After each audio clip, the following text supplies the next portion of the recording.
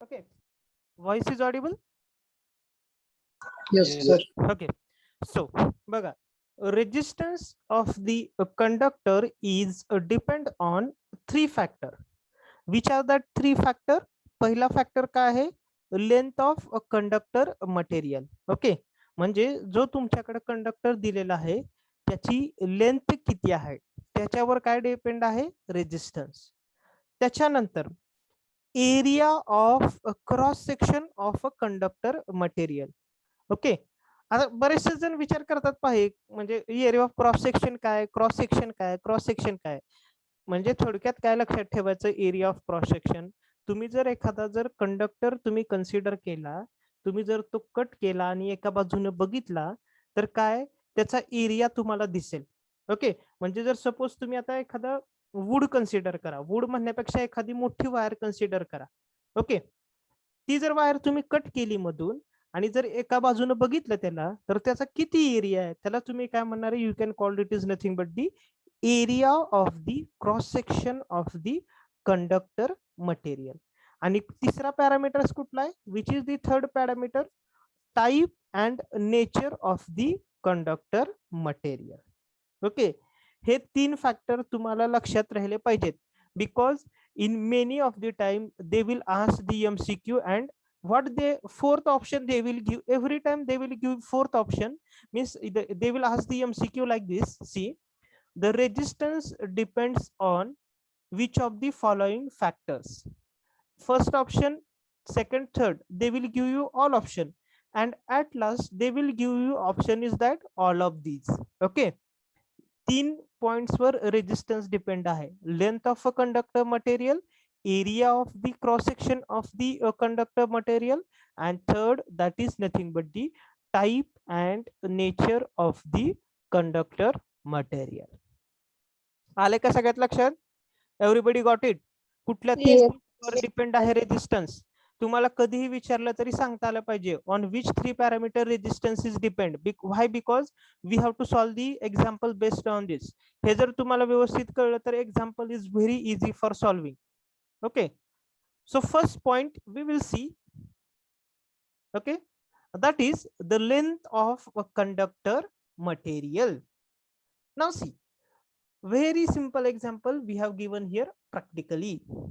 What they want to say is that, see, the resistance of a conductor material is directly proportional to the length. Okay, काय सांगतात त्यांनी? Resistance of conductor material म्हणजे एखादा जर तुम्ही conductor material घेतला त्याचा resistance is directly proportional to its length. Okay, कसं रिलेशन आहे त्यांचं? डायरेक्टली रिलेशन आहे. म्हणजेच त्यांनी खाली ह्याच्यामध्ये दिले पहा, काय दिलेलं आहे?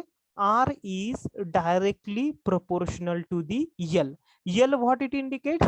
L indicates the, what I can say, length of the conductor material. Correct, it indicates the length of the conductor material. Now what it means? याचाच अर्थ काय बघा, त्यांनी खाली दोन एक्झाम्पल दिलेले आहेत तुम्हाला. फर्स्ट कॉपर वायर, त्याचा लेंथ किती आहे? L1 मीटर आहे. आणि second copper wire, its length is L2 metre. Okay, म्हणजे फक्त त्यांनी कन्सिडर करायला सांगितले L1 मीटर किंवा L2 मीटर. ओके, आता what you can observe from that figure, the length of second copper wire is obviously greater than the length of first copper wire. Okay, बघा, second जी copper wire दिलेली आहे त्याची length ही पहिल्या copper wire पेक्षा काय आहे? जास्त आहे. मग इथे आपण काय म्हणतोय? What we have said earlier, that the resistance of the conductor is directly proportional to its length. म्हणजेच मी काय म्हणू शकतो? the second copper wire having a length L2 meter having greater resistance as compared to the first wire having the length L1 meter. म्हणजे काय म्हणू शकतो? आपल्याला काय सांगितलंय?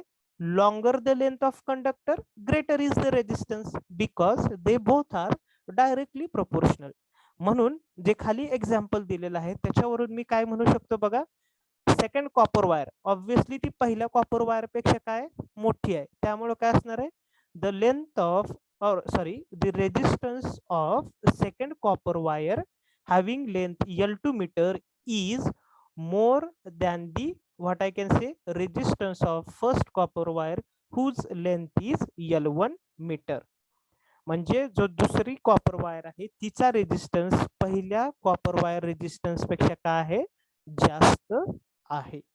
किंवा आता मी ह्याच्या उलट काय म्हणू शकतो, प्रत्येक वेळेस जास्तच आहे असं म्हणायचं नाही. कधी कधी तुम्हाला काय असं ह्याचा कॉन्व्हर्स काय येऊ शकतो, तुम्ही असं बघितलं पहा, नॉट ओनली बट ऑल्सो, त्याच्यासारखं काय काय म्हणू शकतो मी, ह्याचा कॉन्व्हर्स काय म्हणू शकतो, the the length if length is less, okay, त्याचा रेजिस्टन्स पण काय असणार आहे, कमी असणार आहे. म्हणजेच काय म्हणू शकतो मी, द लेंथ ऑफ कुणाचा L1 मीटर ज्या कॉपर वायरची लेंथ आहे त्याचा काय असणार आहे, resistance is less as compare to the copper wire having the length L2 metre. म्हणजे लक्षात घ्या, प्रत्येक स्टेटमेंटचं तुम्हाला कॉन्व्हर्स करता आला पाहिजे.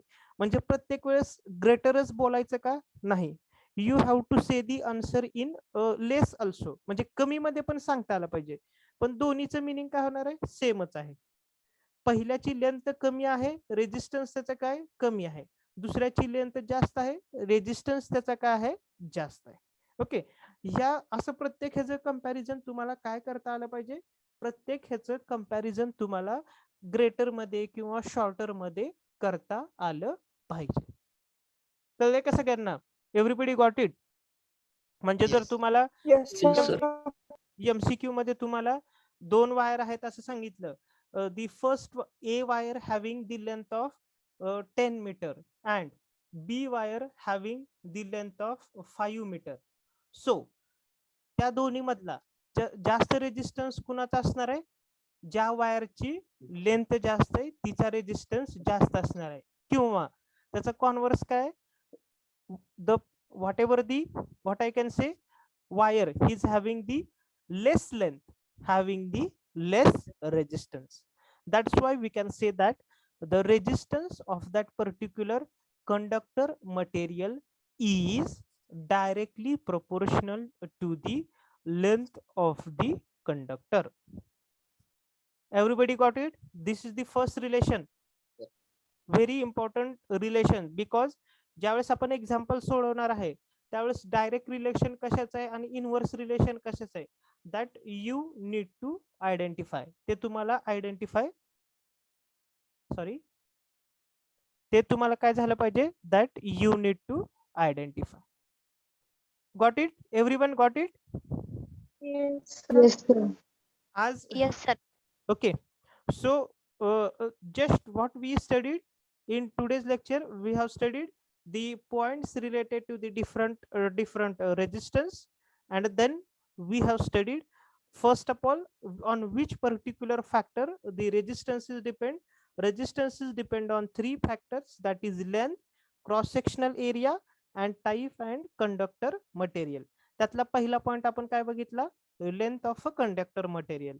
So resistance is directly proportional to the length of the conductor material. Got it everybody? Okay, Yes, sir. obviously remaining part we will see in tomorrow's lecture. Just a minute.